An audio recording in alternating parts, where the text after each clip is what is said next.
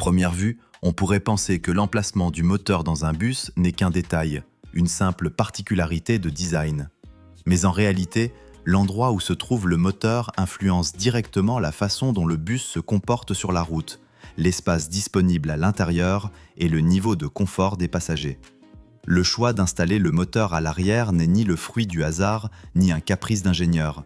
C'est le résultat de plusieurs décennies d'évolution technologique et de tentatives constantes visant à rendre les bus aussi pratiques et efficaces que possible, quelles que soient les conditions et les itinéraires.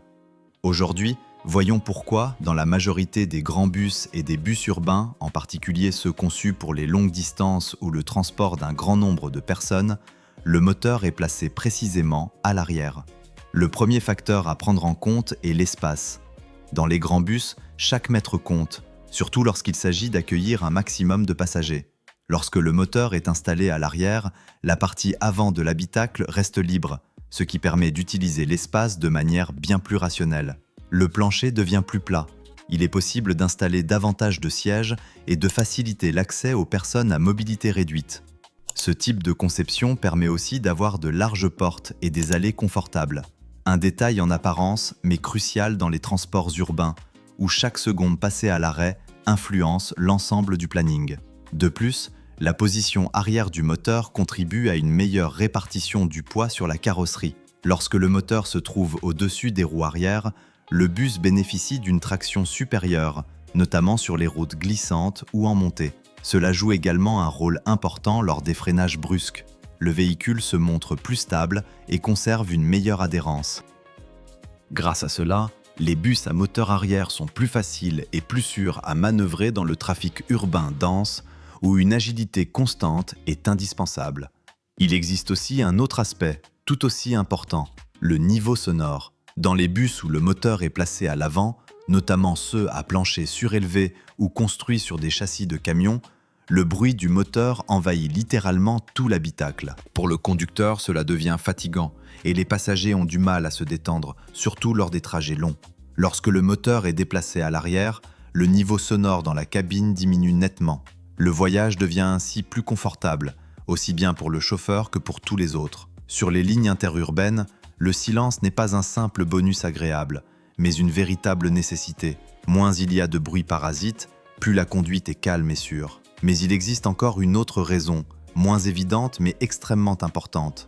Sur les bus à moteur avant et propulsion arrière, l'arbre de transmission est long et traverse tout le plancher. Tout au long de ce trajet, une partie de l'énergie se perd à cause des frottements et des torsions. Plus il y a d'éléments intermédiaires, plus les pertes sont importantes et plus l'entretien devient complexe. En revanche, lorsque le moteur est placé directement près des roues motrices, le système de transmission est plus court et plus simple. Les pertes liées au frottement et à la torsion diminuent, le rendement augmente et le bus consomme le carburant de manière plus économique. De plus, la position arrière du moteur rend la structure globale plus fiable. En l'absence d'un long arbre doté de multiples articulations mobiles, les risques de panne sont réduits. La puissance est transmise directement, sans intermédiaire, ce qui améliore la réactivité du bus et diminue la probabilité de défaillance mécanique. Ainsi, le choix d'installer le moteur à l'arrière n'a rien à voir avec l'esthétique ou une tendance passagère, mais résulte d'un calcul d'ingénierie réfléchi. Il permet d'offrir davantage d'espace dans l'habitacle, de rendre le trajet plus silencieux, d'améliorer la stabilité sur la route et d'augmenter l'efficacité de l'ensemble des systèmes. C'est précisément pour cette raison que presque tous les bus urbains et touristiques modernes adoptent cette configuration, éprouvée par le temps et justifiée par la pratique. De plus, l'absence d'un moteur encombrant à l'avant permet d'installer de grands pare-brises. Le conducteur bénéficie alors d'un large champ de vision sur la route, ce qui est particulièrement important en milieu urbain avec une circulation dense et de nombreux piétons. Une visibilité améliorée n'augmente pas seulement la sécurité, elle facilite aussi les manœuvres dans des espaces restreints, par exemple lors de l'entrée à un arrêt ou dans un dépôt. De plus, lorsque l'avant n'est pas alourdi par le moteur, le bus devient plus souple à conduire. Il lui est plus facile d'effectuer des virages serrés et de se garer dans des zones étroites. Cette maniabilité est particulièrement précieuse dans les rues bondées et les terminaux encombrés, où le conducteur doit littéralement faire évoluer le bus entre les voitures et les piétons. C'est précisément pour cette raison que la configuration avec moteur arrière offre un meilleur contrôle du véhicule en conditions réelles. Cependant, cette solution présente aussi certains inconvénients. L'un des principaux est ce que l'on appelle le porte-à-faux arrière. Comme la partie arrière du bus dépasse l'axe des roues lors de virages serrés, elle balaie l'espace situé à l'extérieur de la trajectoire.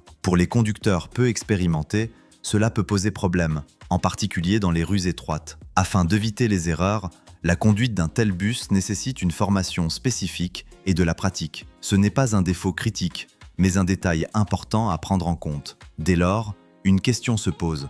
Si le moteur arrière offre autant d'avantages, pourquoi fabrique-t-on encore des bus avec un moteur à l'avant? La réponse se trouve dans l'économie et la facilité de maintenance. De nombreux modèles à moteur avant sont basés sur des châssis de camions et il est plus simple et moins coûteux pour les constructeurs d'utiliser des structures déjà existantes. Cela permet de réduire les coûts de développement et de production. En outre, l'accès au moteur est plus direct dans cette configuration. Il est plus rapide d'ouvrir le capot, de remplacer une pièce ou d'effectuer un diagnostic, ce qui rend les réparations moins onéreuses.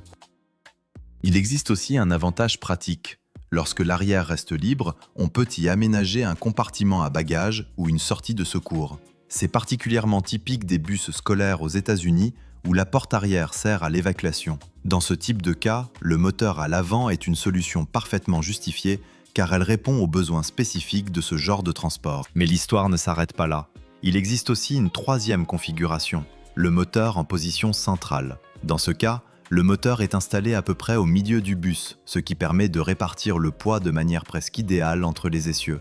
Une telle conception rend le véhicule plus stable dans les virages et lors des déplacements à vitesse élevée. De plus, les bus équipés d'un moteur central se distinguent par une meilleure maniabilité. Leur rayon de braquage est plus réduit, ce qui est particulièrement pratique sur les lignes urbaines aux rues étroites. Fait intéressant, l'habitacle de ces bus y gagne également. Grâce à l'implantation compacte du moteur, davantage d'espace est libéré pour les passagers, tandis que le niveau sonore dans la cabine reste faible. Le trajet devient ainsi plus confortable et l'espace est exploité de façon optimale. Cette configuration est surtout répandue dans les bus modernes à plancher bas et dans les bus articulés, ceux composés de deux sections reliées par une partie souple en accordéon. Dans ces véhicules, le moteur central assure une répartition du poids optimale et une bonne stabilité, tout en préservant l'espace pour les passagers dans l'allée. Le seul inconvénient réside dans l'accès plus complexe au moteur. Son entretien demande davantage de temps et de moyens. Mais pour le transport urbain, où la facilité d'embarquement et la stabilité de la conduite priment, ce compromis est tout à fait justifié. Ainsi, la prochaine fois que tu monteras dans un bus, prête attention à l'endroit où bat le cœur de la machine. Derrière toi, sous le plancher ou en plein milieu, le moteur dont l'emplacement influence non seulement le bruit et la vitesse, mais aussi l'ensemble de ton confort pendant le trajet. Et désormais, tu sais que ce détail n'est pas le fruit du hasard, mais le résultat de longs calculs d'ingénierie où chaque élément est pensé jusqu'à la dernière vis. Merci de ton attention et à très bientôt dans le prochain épisode.